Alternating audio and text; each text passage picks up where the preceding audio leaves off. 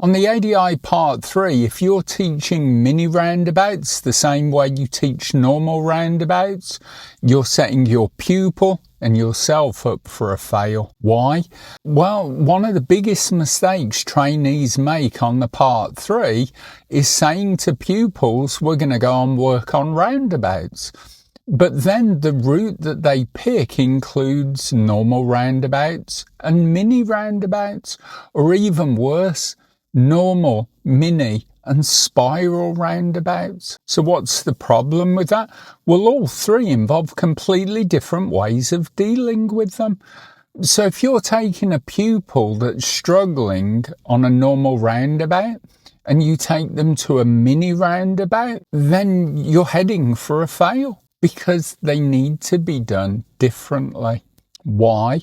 Well, on a normal roundabout, you've got structure. You've got the clock face method, 12 o'clock or before, left lane, after 12 right lane, unless the road markings say different. You have danger zones. You have ways of looking for gaps. You have a predictable flow of traffic. But on a mini roundabout, you don't have that. Why? Well, vehicles can turn before the roundabout. Vehicles can go straight across the roundabout. There's no consistent circular movement. Drivers often treat it like a junction or a crossroads. So saying to them, if the car is at or before the 3 position we can go, doesn't work. See, mini roundabouts are a higher risk. Traffic is closer. There's less time to react. You need faster decisions, but there's more unpredictable behaviour from other drivers. Mini roundabouts carry a higher level risk because everything happens closer and quicker and with less predictability. The reduced size of the junction means approaching traffic is much nearer to you, particularly from the right and directly ahead. Hazards develop earlier and give you far less time to assess and respond. The risk develops earlier and closer to the vehicle than on normal roundabouts. So what you need to do before you teach your pupil how to deal with a roundabout, you need to be able to help them understand that the way they do it is completely different. What do we mean?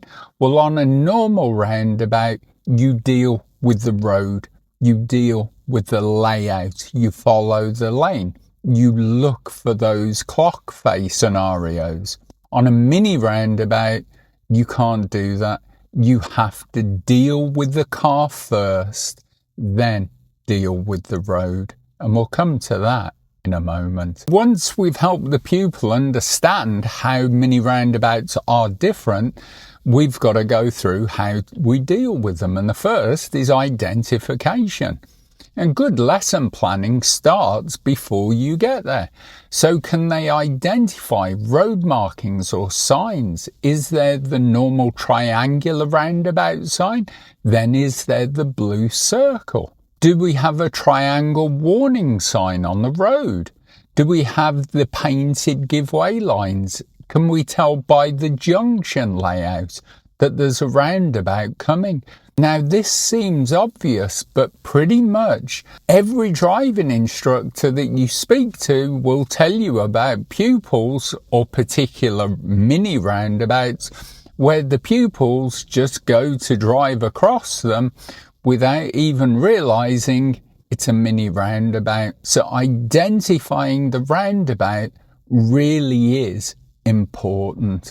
So once we've identified the roundabout, our second thing, is it open or closed?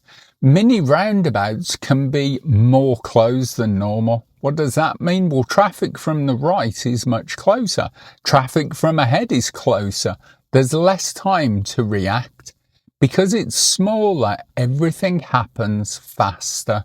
So is it a closed junction? Do you have buildings, bushes, brickwork or vehicles hiding the traffic that's coming? From straight ahead, can you still see? Left, If it's closed, are there parked vehicles? Is there a pedestrian walking across? You need to know before you decide whether to go. Then is it an open junction? Can you see in all directions whether it's clear to go or not? The third thing, and this is what catches many out, is the position of the mini roundabout.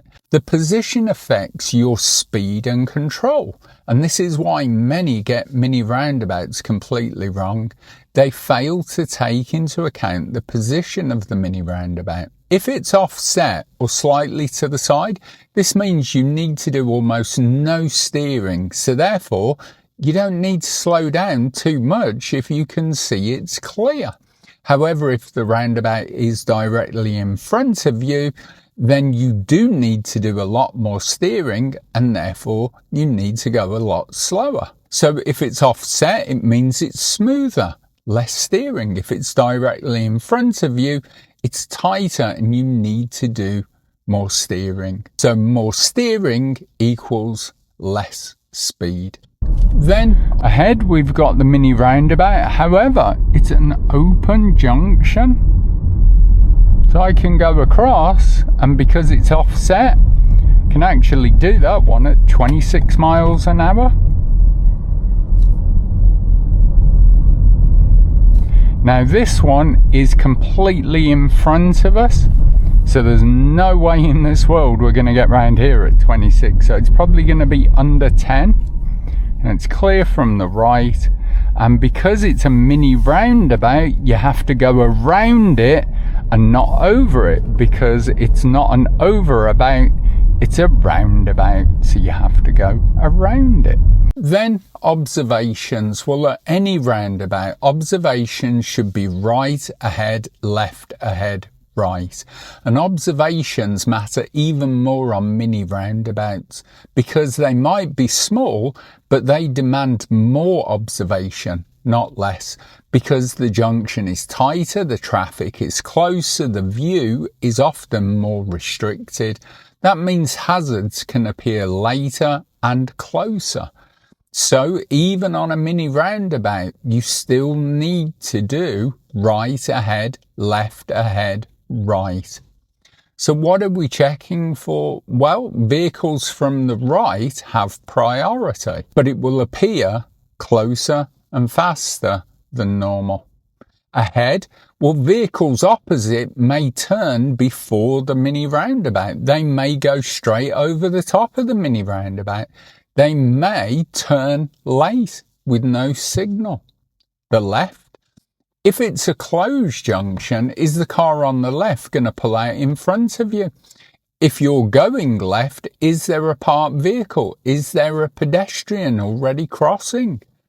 All these things you need to know. If it's a really tight left turn, do you need to go around much slower so that you don't cross the centre line of the new road that you're turning into? And if it's a multi-lane approach, 2 lanes on approach, you have to be careful, because a vehicle can be hiding alongside another one, but also is the lane that they're in for straight ahead or turning right, and you're not aware of it.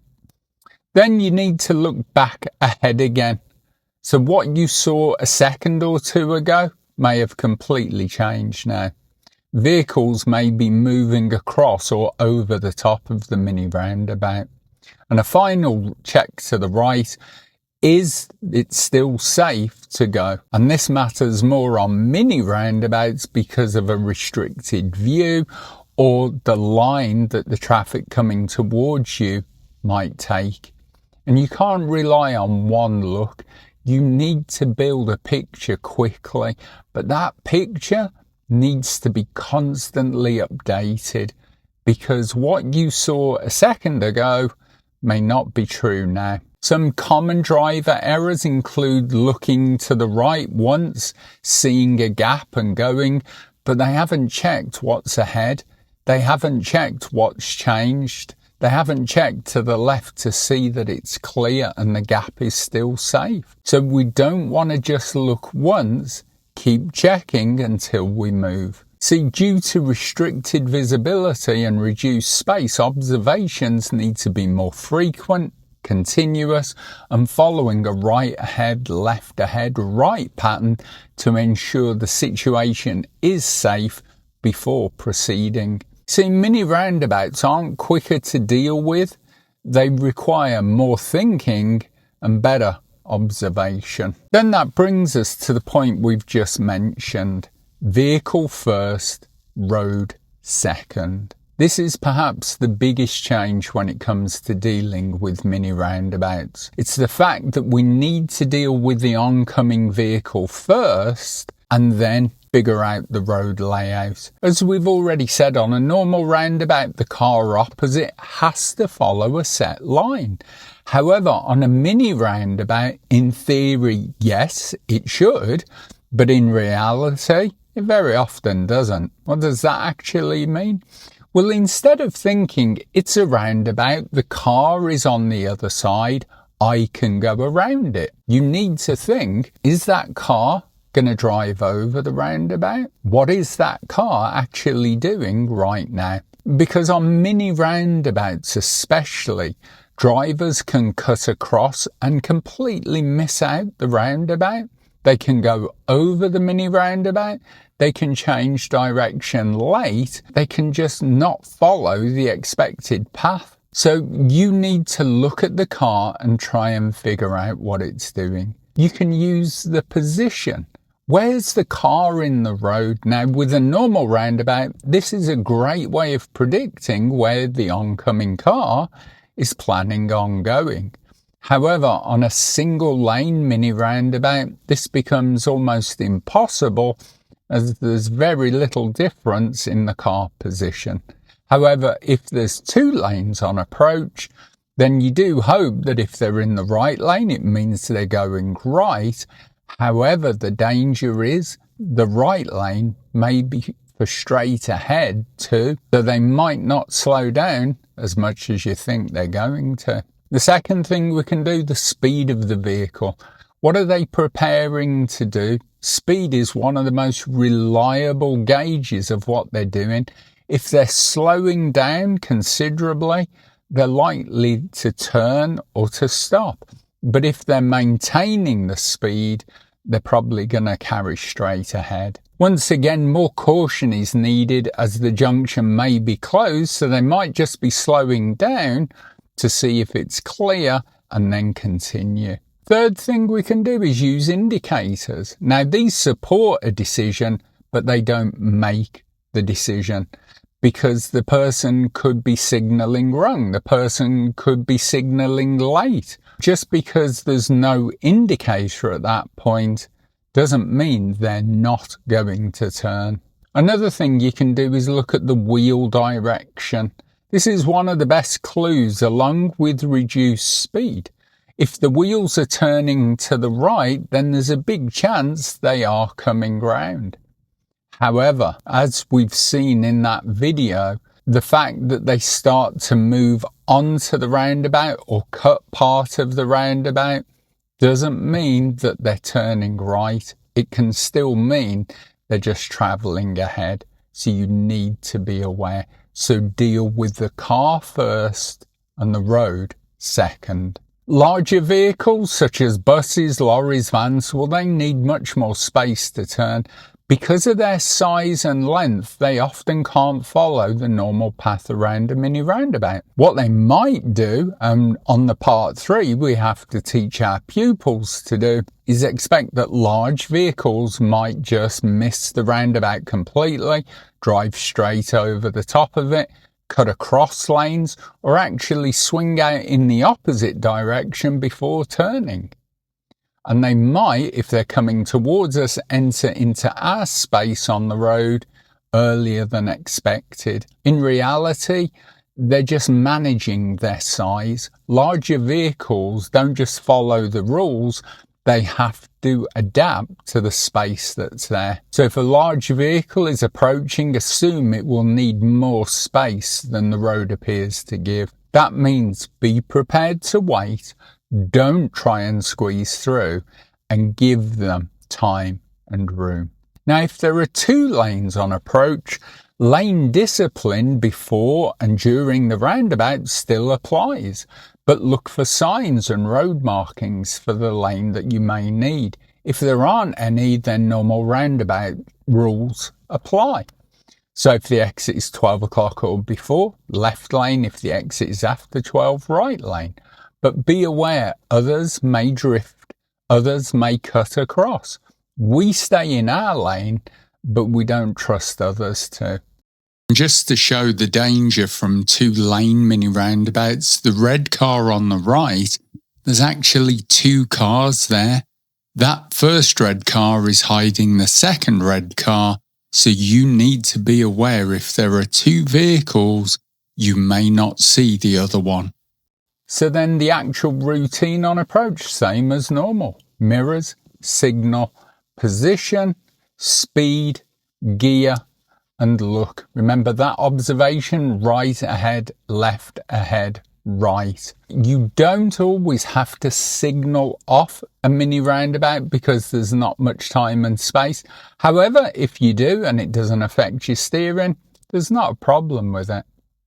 Remember, with mini roundabouts, they're not about following rules, they're about reading behaviour. So we hope you've enjoyed this video on how to deal with mini roundabouts. If you have, don't forget to like, share and subscribe. Remember, teach well, drive safely, and we'll see you all again in our next video.